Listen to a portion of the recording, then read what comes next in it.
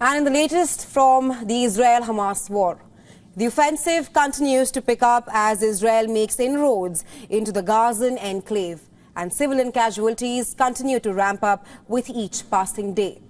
As for the latest reports, Israel, the United States of America and Hamas are now working on an agreement that would free dozens of women and children held hostage in Gaza. The hostage deal will be in exchange for a 5-day pause in fighting. The release, which could begin within the next several days, could lead to the first sustained pause in the ongoing war in Gaza. Well, the World Health Organization led an assessment mission to the al-shifa hospital in Gaza City and determined that it was a death zone. Now, the WHO has urged for a full hospital evacuation. As per UN's figures, 291 patients and 25 health workers remain inside the hospital. The Hamas-run health ministry says that more than 80 people were killed in 2 different Israeli strikes on the Jabalia refugee camp. One of the strikes targeted a UN school turned shelter, resulting in at least 50 deaths. A separate strike on another building killed 32 people from the same family, 19 of them children. While the IDF has not commented on the strikes, but said that its troops were expanding operations in Gaza, including in parts of Jabalia.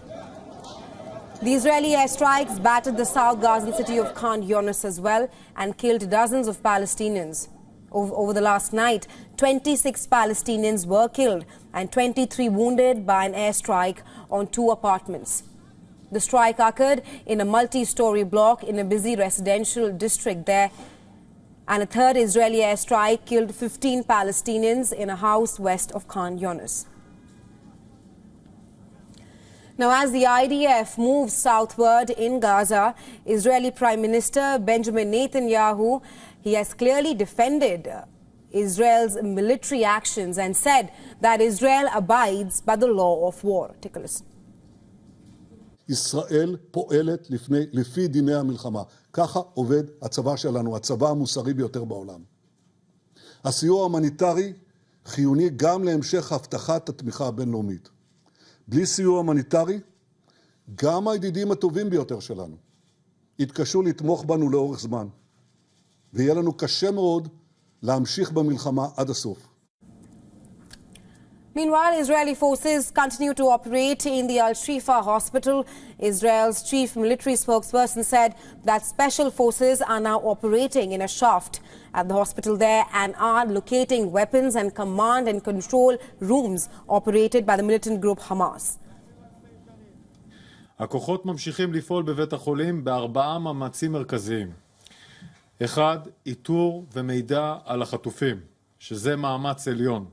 2. איתור אמצעי לחימה וחדרי פיקוד ושליטה.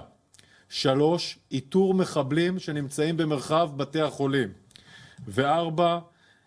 מאמץ משמעותי לחשיפת התת קרקע שמתחת לבית החולים והשמדתה.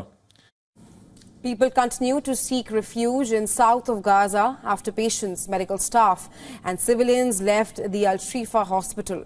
People passed by on donkey carts and on foot looking for refuge and safety in Gaza. And amidst the intensifying Israeli offensive, Palestinian President Mahmoud Abbas made a direct appeal to US President Joe Biden to put pressure on Israel to stop its operation in the Gaza Strip.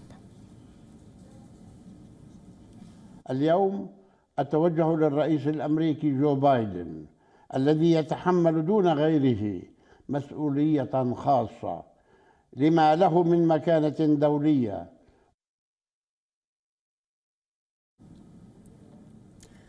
And in an opinion article in the Washington Post, US President Joe Biden said that the Palestinian Authority should ultimately govern the Gaza Strip and the West Bank following the Israel-Hamas war, while Biden rallied behind a revitalized Palestinian Authority and also a 2-state solution.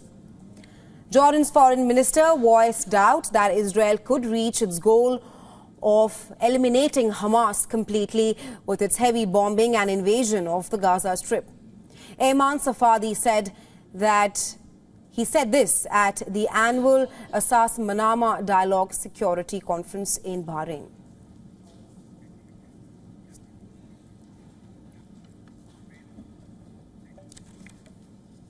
And to help us understand more about the Gaza crisis, we are now being joined by Alan Bootstein, who is an assistant professor at the Department of Political Science, University of California. Thank you so much for joining us on WION, Mr. Bootstein.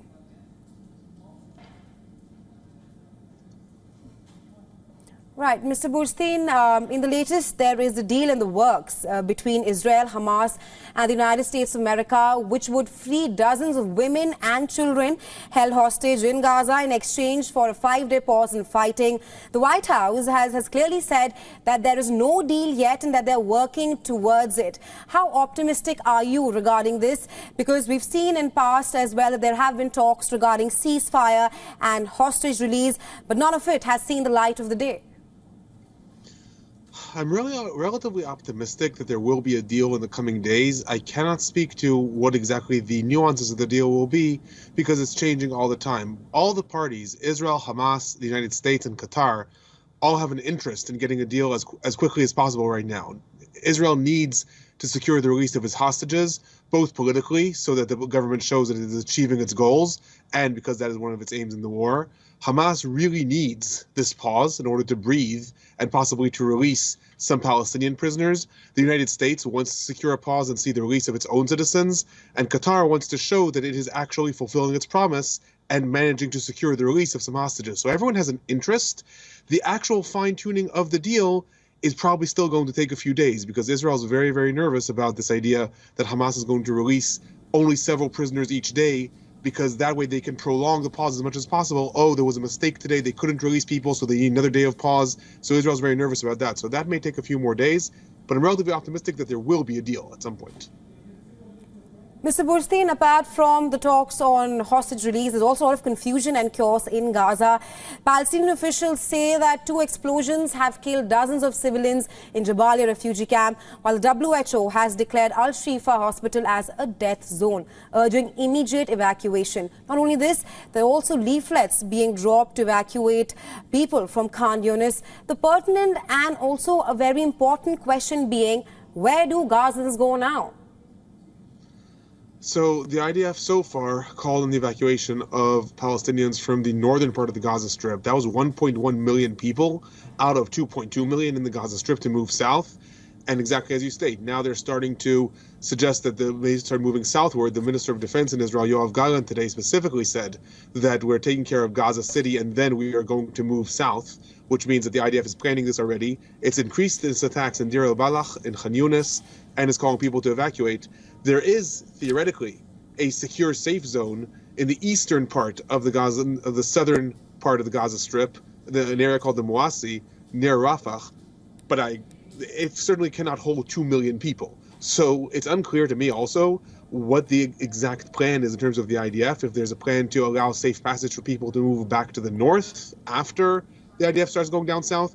Right now, the call is just for 3 specific neighborhoods in Khan Yunis, so it is technically possible, but in practicality, I'm not sure what the IDF's plan is because they certainly can't move 2 million people to one small area in the eastern part of Rafah. Last question to Mr. Bootstein. What is your assessment of the latest statement by U.S. President Joe Biden, where he outlined how the Palestinian Authority should ultimately govern the Gaza Strip and the West Bank following the Israel-Hamas war? I think there's growing impatience in the United States with the fact that Israel clearly does not have a plan for what is going to happen after it wins this war, as according to its plan, and destroys Hamas. In Israel, there's voices from the far extreme right saying that Palestinians would be expelled and that Israel would reestablish settlements. There's voices from Netanyahu saying that Israel is not going to reestablish settlements, but is going to have complete security control. There's voices from the opposition that are saying the Palestinian Authority should be restored. The United States is losing its patience because it is trying to protect Israel internationally and diplomatically, but as it becomes clear that Israel actually doesn't have a plan and isn't clear what's going to be the future, the United States is starting to dictate its own terms. It's starting to say, you know what, the future is going to be the Palestinian Authority, and if you have a problem with that, then you can't expect us to defend you diplomatically anymore. I think that's where the winds are blowing. Right. Thank you so much, Mr. Bootstein, for joining us and sharing insights with us on this story. Thank you. Have a good day. You too.